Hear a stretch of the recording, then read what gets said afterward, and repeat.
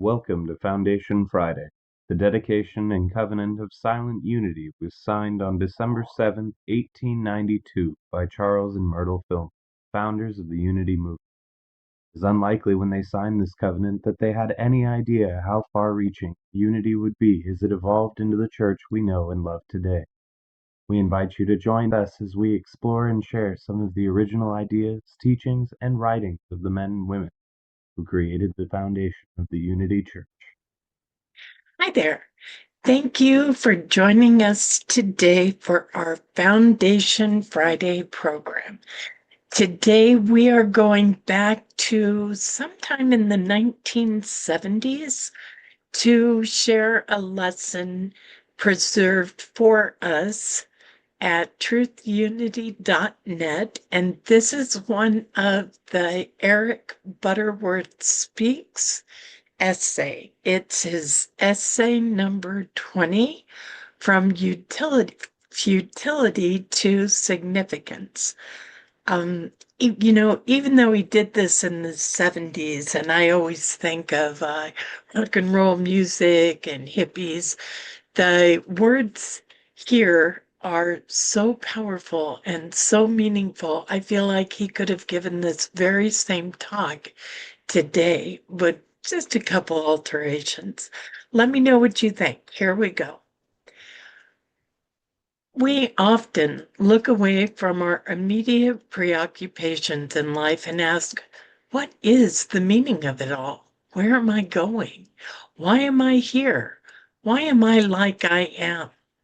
Despite the prevalent living standard in our country, which is held to be the highest in the history of the world, we are regarded as a nation of disturbed people, and the high incidence of our mental illness is undeniable.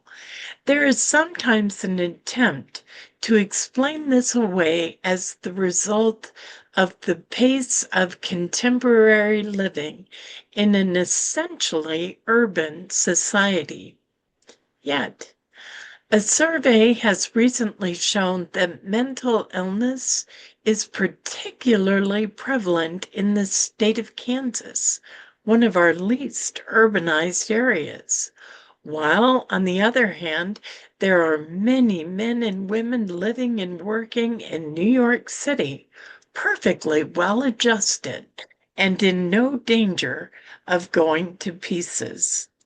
The real cause, the root of mental disturbance and mental illness, may one day be isolated and explained as due to a sense of meaninglessness, and futility in life.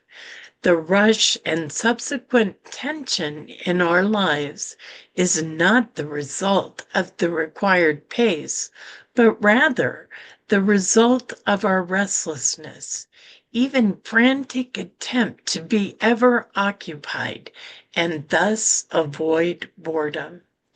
Every once in a while, I am present when a group of men and women gather to celebrate something or other, and have thus an opportunity to witness a true study in human nature.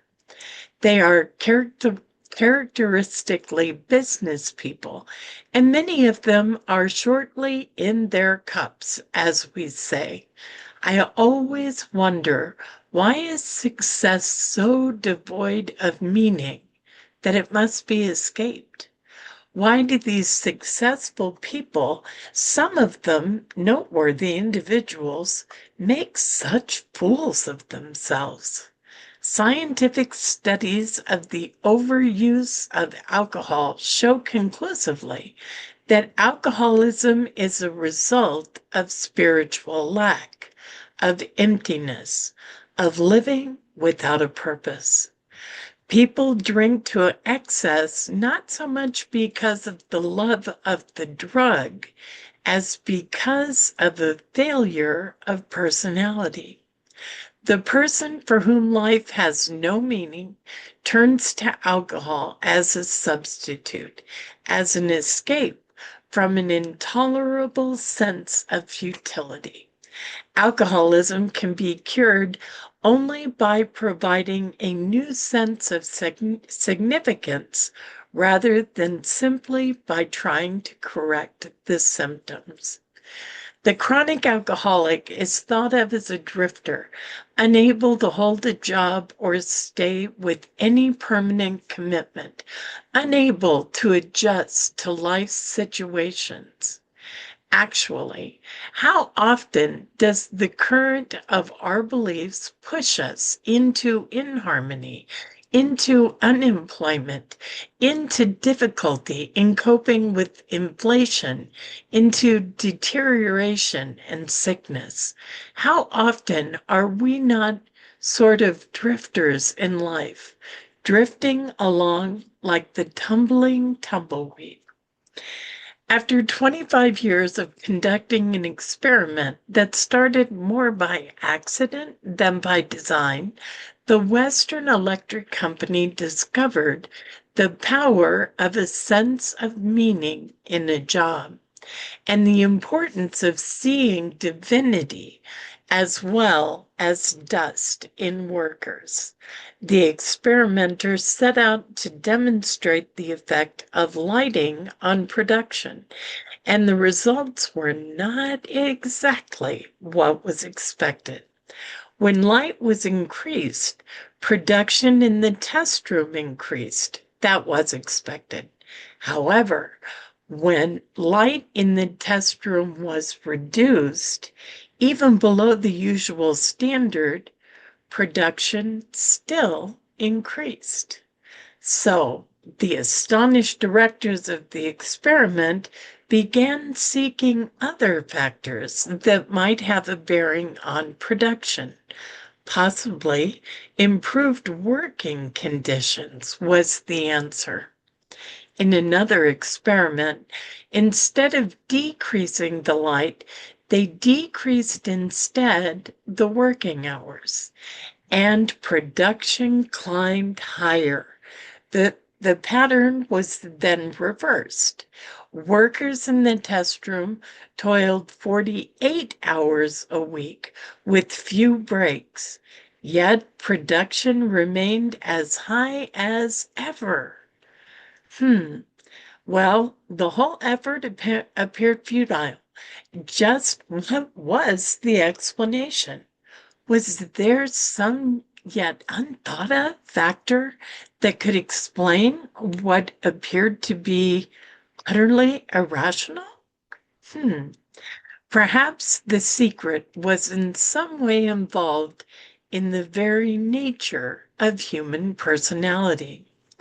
It was Professor Roethlisberger of the Harvard Business School that pointed to the fact that each worker chosen to be in the test room found new personal significance in the very fact that he was being used in an important experiment.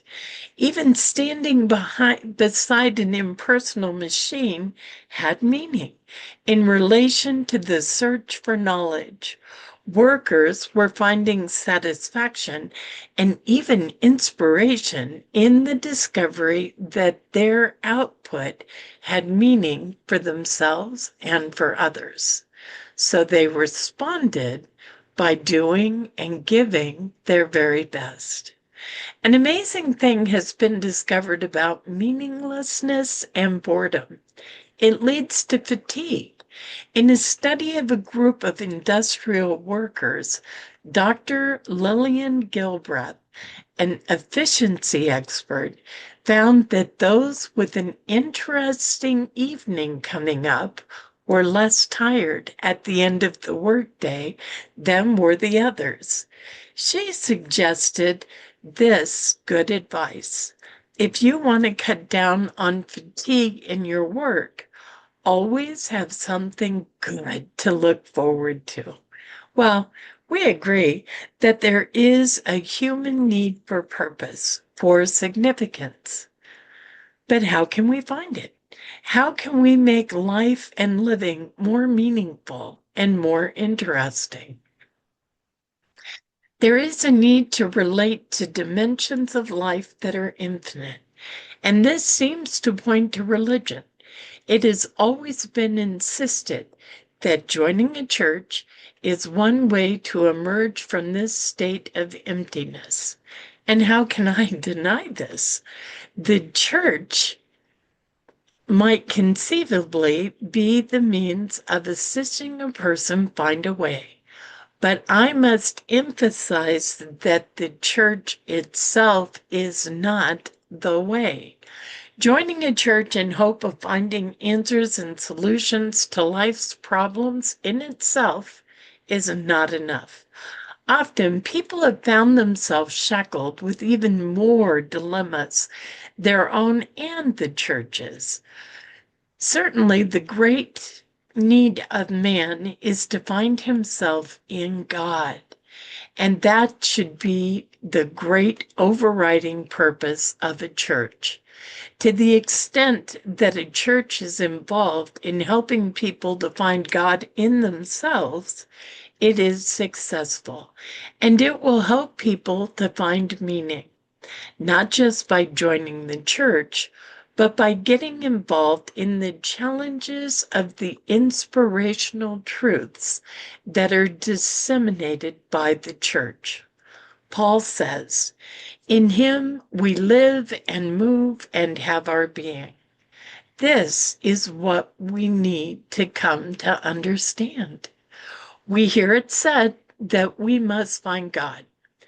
I wonder if this does not in itself increase man's sense of futility.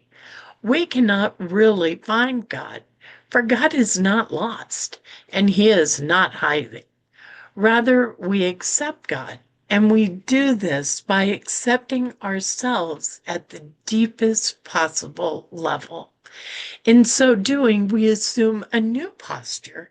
We begin to walk and work with a forward-looking attitude. We have faith in the future and faith in ourselves. This is the need to look up to the eternal, to sense eternal values, to perceive ends more lasting than the mere accumulation of possession of more material goods. These goals are more satisfying than any mere human achievement. Each one of us is an expression of God, the very self-livingness of the creative process. Our purpose in life is to glorify God by expanding and amplifying that expression, by giving and serving and creating, by making our lives significant, by making that which we do really count. If we lose the sense of purpose in life, it is because we have forgotten that life is lived from the inside out, and that our purpose is to express what we are and to rejoice in the opportunity provided in our work to better ourselves as persons. You cannot find purpose out there in the world. You can only find an inner oneness with God, giving an inner sense of meaning. Once having this inner sense of meaning, then it is possible to recognize meaning and purpose in everything. It is neither likely nor possible that you will fully find meaningfulness in your day-to-day life. This must be found in your inward realization of oneness with God, with the determination to express God in your work, in your relationships, in your entire life. When you have this inner commitment or sense of oneness, suddenly all appears interesting and stimulating and challenging, and everything seems to fit together into one grand mosaic in your newfound true life. Use this affirmation if you'd like. My life takes on new meaning and significance when I know that I am, after all, a child of God. And I'll repeat that affirmation in case you're taking note of it. My life takes on new meaning and significance when I know that I am, after all, a child of God. Wow.